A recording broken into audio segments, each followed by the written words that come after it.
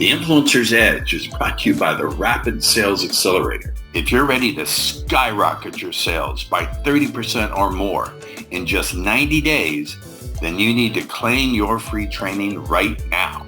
You'll learn 4 words that will compel your prospects to trust you like they were children within the first 3 to 5 minutes of any conversation across any platform and any medium. You'll learn how to give your prospects objection amnesia, to crush objections like, I need to talk to my spouse, or I need more time to think it over, or it's too expensive.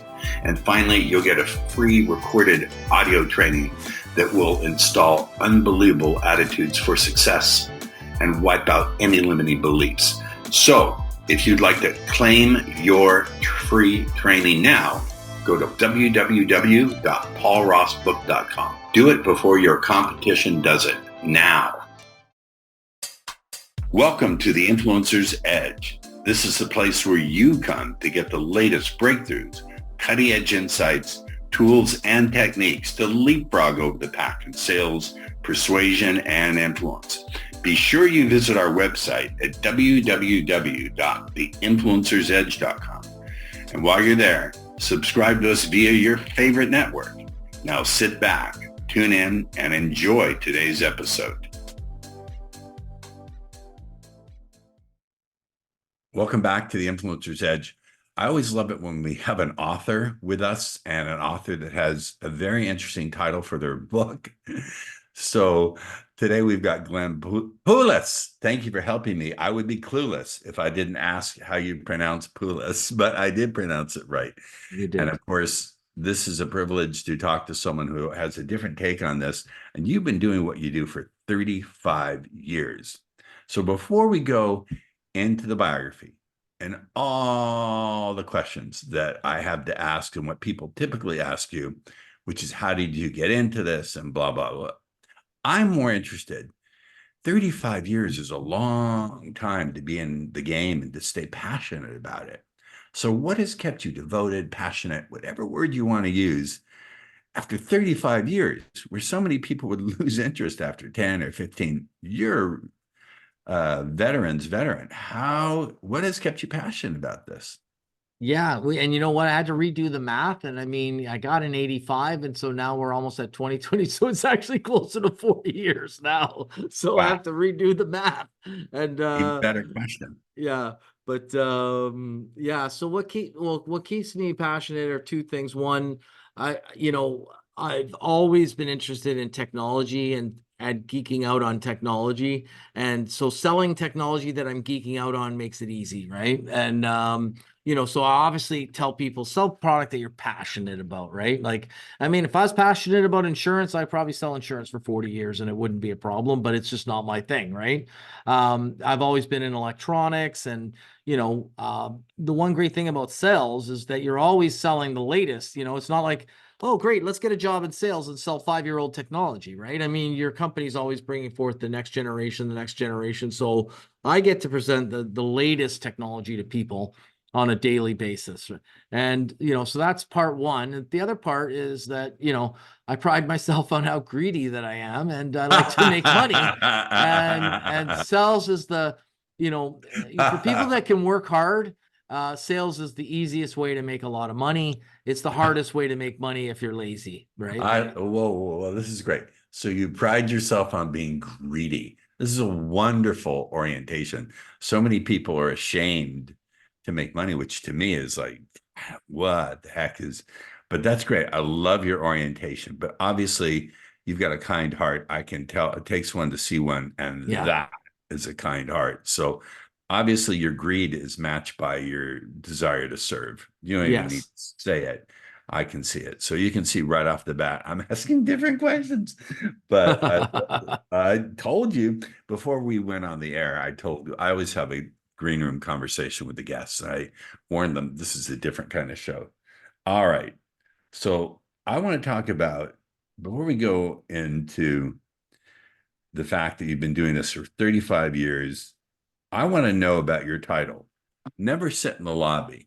I love the title of that book. Yeah. So first and foremost, how'd you come up with that title? Were you in the shower? Were you running, jogging?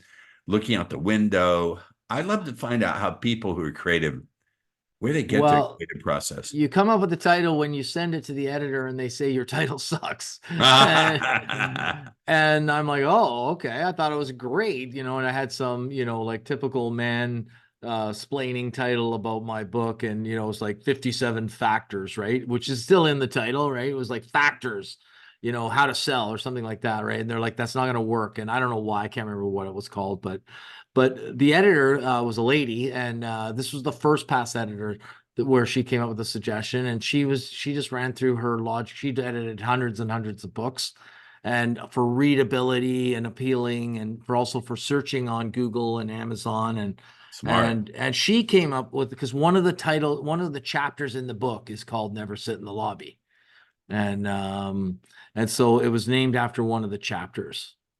Let's unpack that. We'll dive into the rest of your biography and Sure. what you've done. What does that mean? Never sit in the lobby. So never sit in the lobby means never sit in the lobby. So, and so when you're in the lobby, don't be sitting. And so people are like, what do you mean? And I'm What do you like, mean? show up on time, on time, a little bit early is on time is late, right? So I'm always there a few minutes early, and I announce myself, and I proceed to not do anything other than stand and wait for the customer to walk through the door so that I can greet them. And I'm not very tall, so at close to eye level as I can get with my height, because I found over the years when I was younger, I would be sitting down looking at magazines, then flipping through my phone later, all that kind of stuff. People would come in and they'd be towering over me. I might not even hear them come through the door. And they're like, excuse me, are you Glenn? And I look up, and I go, and there's some guy towering over me, and I have to rise up, and it's not a good look, right? And I find that just being standing at attention, waiting for them to walk through the door, ready to engage, shake a hand, say hello, and always, second rule, always have something in your hand and something in your mind. What do you mean? Oh, I love that. Well, let's back up. I, let's take the second one first. What do you mean by something in your mind? What do you mean? So a lot of times, like, like salespeople are like, did you go and see them recently? And they're like, no. And I'm like, what should I talk to them about? I said, look, just show up with something in your hand and something in your mind. And they're like, what? And I'm like, well, why don't you take the new catalog from, the Acme equipment or whatever, because we sell products, right? So we're always got new products, new vendors, whatever. I'm like, why don't you bring them the new catalog and maybe the new mouse pad we're giving away? And why don't you talk to them about the fact that, that maybe they're upgrading their warehouse system or their cameras, or I just make up stories so people can relate to them. But whatever, have something in your mind to talk to them about specifically. Not like, oh, I just came to drop by and waste some of your time and see if there was something I could annoy you about, right? It's like you want to just be standing in the lobby, hand them the catalog, give them the mouse pad, and then say, look, what are you guys doing for HRIS software this year? What are you doing for factory automation? What are you doing for your, it depends on what you sell, right? But always have something in your mind that you want to talk to them about, specifically one thing. And then, of course, you move to rule 3, right? Which is always ask for a mini tour. And after you've never stood in the lobby, showed up with something in your hand, something in your mind, and then you'd say, look, while I'm here, is there any way I can get a little mini tour? And which always perplexes people, right? But it's one of the golden rules of selling for me. And they're like, what's a mini tour? And I'm like, it's a tour that's mini. It's a mini tour, right? and, Can I so, push pause? Can I yeah, push pause? sure. Because I told you I push pause. I love your orientation, which you can't execute the way you sell and be a wallflower and be passive.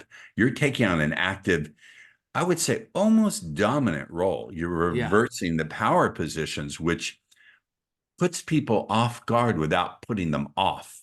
Right. which is really good. It's a pattern interrupt, which creates Right. some nice suggestibility. I don't know if you've ever seen it that way. I'm a hypnotist, but you're a good hypnotist, whether you Oh, know it or not. so the way, yeah, so the reason I yeah, so the way I get I asked them for the mini tour, and then there may be a fumbling or a stumbling, right, that occurs. So how do I handle that, right? And people always want to know, what if they say no or whatever, right? And so I'm interjecting long before they can get the word no out. And so what I do is I say, remember, I sell equipment, right? So my equipment got to go somewhere in their building. So I'm trying to get to the area of their building where the equipment would go.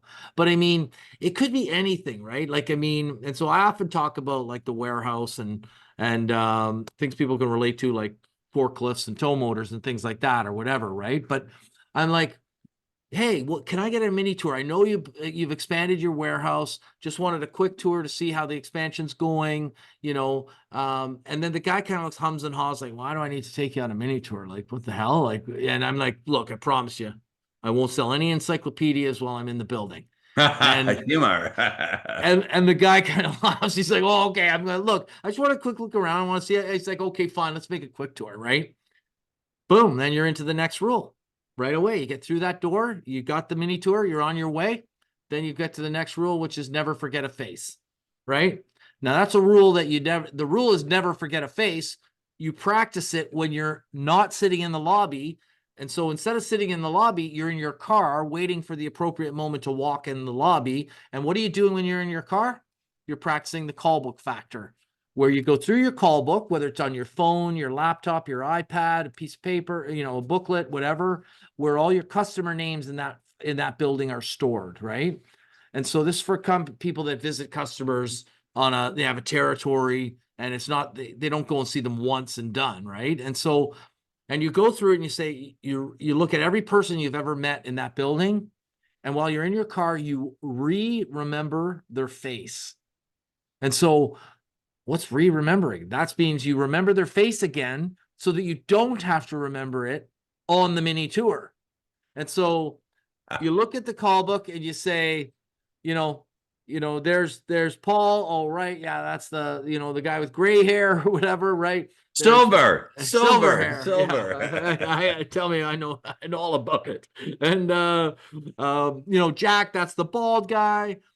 Sally's got red hair. And you just remember them all. And you bring it from the back of your really good, strong memory that's way down deep, and you move it to the front of your memory that What only does that lasts. mean? Whoa. What does that mean?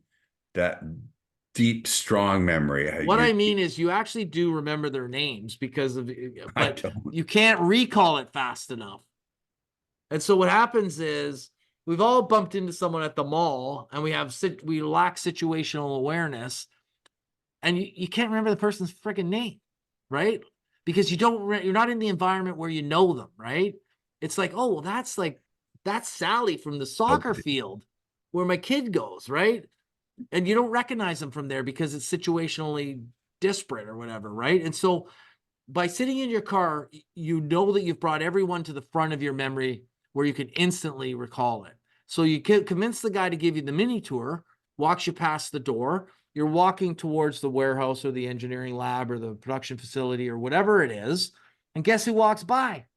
Paul walks by with his lovely silver hair. And you're like, Paul, oh my God, so good to see you.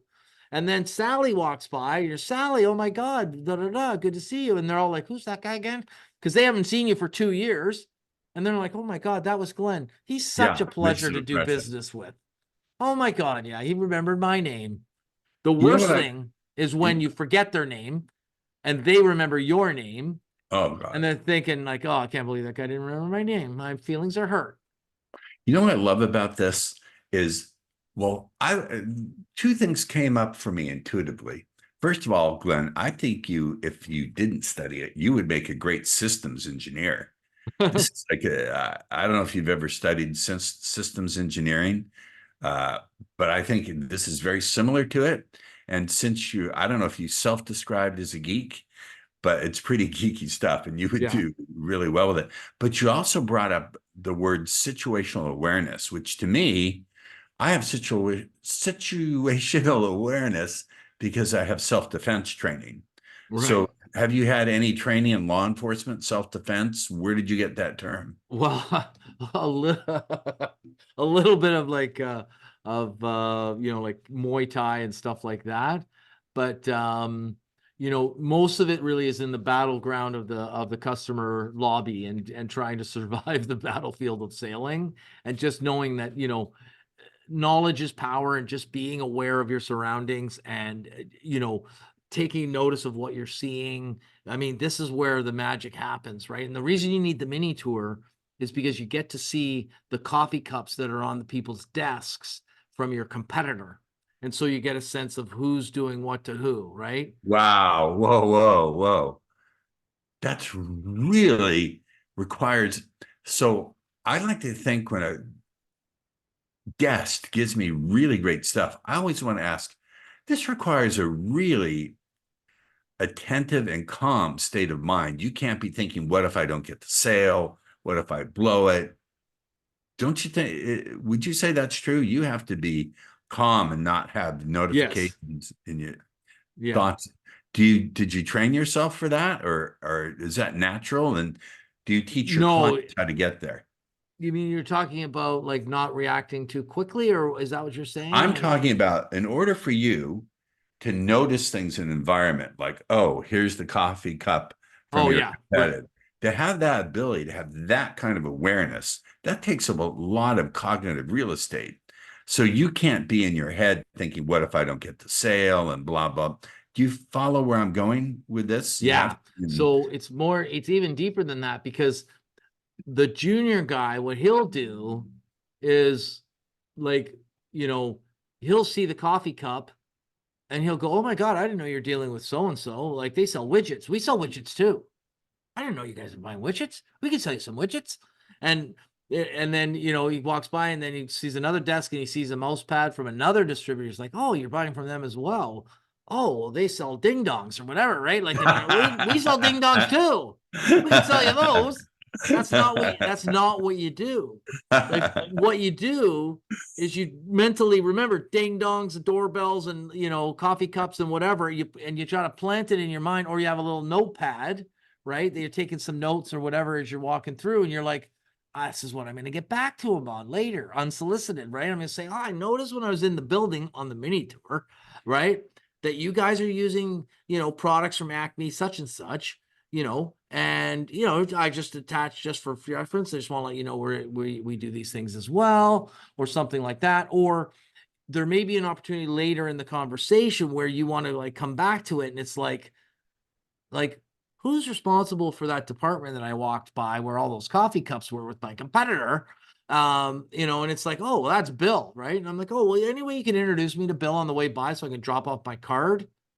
And then and then you say, and then I'll say, when he takes me to Bill, I'll give, I'm going to give Bill my card, and I'll say, Bill, look, do you got like 3 minutes? Or could I make an appointment to come back and see you next Thursday when I'm in the building again? you And he's are an like, oh, awesome. next week would be better. And I'm like, okay, now I know that I'm in the building next Thursday, right? And so to see him, and and I'm gonna follow up on the things that I know based on seeing the coffee cup on the desk, right? And I'm also going to, while I'm there, make sure that I schedule 3 or 4 more other people to see while I'm there next week seeing Bill, right? I'm laughing. Yeah. You're like a combination of Sherlock Holmes, detective, and a bulldozer. Like you don't quit, and you also have a Sherlock Holmes mind. Right. Now, do you teach I'm assuming that in Never Sit Down in the Lobby, these are the kind of things you discuss in the book, correct? Yes. Yes. Yes. Oh yeah. Are these things? So when you take on clients, let's talk about, because you take on clientele and you coach, correct? Yeah, but it's not my professional sort of thing that I do, right? So to be honest, mostly what I'm doing is sort of I'm helping like-minded entrepreneurs, and because I sold my business 2 years ago, and I'm working for the private equity for a few more years, and then I'm going to retire and maybe go into something, maybe do some part-time coaching and stuff. So anything I do now is really like for either free or for favors and things like that. So I don't like to, I'm not like a full-time coach. I actually have a 9 to 5 job. I work Monday to Friday, just like everyone else. And except working for my own company that I've ran for all those years, I now work for the private equity that bought my firm. Um, but so I do coaching, but mainly, I mainly do it for companies that I'm interested in or people that I want to establish a relationship for networking later in my, That's smart. You're delaying the sale through providing service. right. You are one smart, you're one hella smart human being. I'm glad you're not my competition because you Yeah. stumped me. No, here's a little bit of a pushback. I don't know if it's a Yeah. pushback question. Do you believe that this mindset, and more than the mindset, the willingness, because, let me back up. Someone can have a roadmap to everything you do, Glenn, but do they have the willingness to actually carry it out? I like to say it like this. There's tens of millions of books, copies of books sold every year on losing weight, finding love, and making tons of money, but we don't see 10 million skinny people with their ideal partner who are Yeah. rich. So they just are not executing, and there's something wrong with the information they're being given. Do you really think people, people who read the book, can take on your willingness to do the work? Well, so first things about the book is that I devised it in a way that it's not like a system that has to be like the Challenger sales model where it's like a 300-page book and you got to follow the whole system, right? It's a book that you can pick up at any moment in time, flip to any page and read a rule and just try to adopt it and incorporate it into your daily sort of group of things that you do as a salesperson, right? And so I've tried to make it as easy, to inculcate into your lifestyle as possible, right? Like I love that. never sit in the lobby. Like, I mean, how long does it take to learn that? Just don't sit down, right? Chapter one, it's done, right? And so Oh, did the you say chapter one stud? no, chapter one done. I thought And you said chapter one stud. I'm like, thank yeah, you, no, no, no. Glenn. Yeah, It's a little there you go. personal. Yeah, yeah, yeah. No, I just mean like they're just little ways of, and once you actually start following them religiously, like, diligently, I guess, you just keep doing them. It's like, hey, you know what? It's better not to be sitting down in the lobby. So I just not going to do that. Right. Like for instance, when I walk through the airport, like for the last few years of traveling and stuff, I can say categorically, I have never used the moving walkway. Like I do use the escalator to go up and down because I'm carrying my roller bag and my Right. briefcase and whatever. But there's always the walking part and then the moving sidewalk, right? At the airports, right? I always walk on the I don't use the moving sidewalk. I walk beside it and I pull my bag and because I don't get a huge amount of exercise. And so I made myself a commitment that I'm never going to take never sit in the lobby and never take the moving sidewalk. Right. And so I just never do. I don't need to go and read the book again you know what I'm Yeah, saying? yeah, you're not trying to be funny, but I'm not Yeah. laughing Yeah. at you. I'm laughing at how systemized and prepared and willing and Hmm. sharp you are. You've got every detail and Yeah. contingency covered. I don't see how you even, I was going to say, I don't know how your competition can compete, but I don't think with the skill set of knowing what to do and having the work ethic and the willingness to do it, anyone possibly could compete. I want to dive a little deeper into this. We only have a few more minutes, but I'm interested in you. I told you before we go on the air, I want to Yeah. dig because people can get the book, and we'll talk about how they can do that in a minute. People can get the book, but getting into your mind is something that's my job to do. And I don't think reading the book can do it. This work ethic of yours, was it always something you had, or I know you say you're greedy and you love being greedy, but this work ethic, is it something that you built over time? Did someone model it for you? For example, my father had the best work ethic. He worked 3 jobs to put food on the table Yeah. for 6 kids and my mom. Where in the helly Hades? That's not a real word. Helly Hades, just Yeah. made it up. Yeah. Did you get this work ethic, sir? Well, so the to be honest, I mean, two things. One is that I had to start working really early because my parents, I grew up, literally lived at a motel, and my parents owned a motel in Niagara Falls, and our house was attached to the motel. And so as kids, we all had to do things at the motel. And I mean, we moved into it when I was like 7, I think, it's turning 8 or something. And from that point forward, I think my first wage was $2.15 an hour or whatever, but my parents paid me by the hour to like strip the rooms down when the customers leave, empty the garbages, Then I went on to take care of the pool and all that stuff, right? And I worked all the time. I always worked, right? So it was just natural that I worked. I wasn't like all of a sudden at 17 I had to start working. I was playing video games or anything. I'd always been working. So, but really that's not the real answer. The real answer is that it's the juxtaposition of my first answer being greedy is the opposite, which is I'm also super scared of being poor. And so honestly, and I mean, people like obviously love to laugh at that, but no, I don't laugh. I mean, they say, what's my biggest fear? Being poor. That's my biggest fear. And so I just want to work to make sure that I've got enough so that I won't be poor, that I'm not going to, end up, on the street homeless with no one to change my depends. This is so honest and refreshing and contrarian, because everyone says, oh, I envision my great future. And you're saying, yeah, I'm greedy for money. But on the other side of the cover, fear is part of my motivation, which I think is so realistic. And one of the things I strive to do on the Influencer's Edge is to bring guests on who are contrarian to the common wisdom, the common knowledge, because I think common knowledge is full of shit, frankly, usually. But I love that you're admitting the truth, that part of your motivation is fear. And I think it's ever present. You have to control it. You can't make it the whole thing. We actually, believe it or not, are out of time. You have been a wonderful guest, as I promised. We didn't go through the full biography. I hope I didn't skip anything. If I had that you want to add, is there anything you want to add to that biography? No. All good. How do my guests stay in the conversation with you? Just they can connect with me on LinkedIn. Just go to Glenn Poulos on LinkedIn. You'll find me no problem. Or go to my website and click over that way at glennpoulos.com. And the book is available on Amazon, Barnes and Noble, Chapters in Canada, everywhere books are sold. Glenn, I've really enjoyed this. Stay with me in the green room. I will.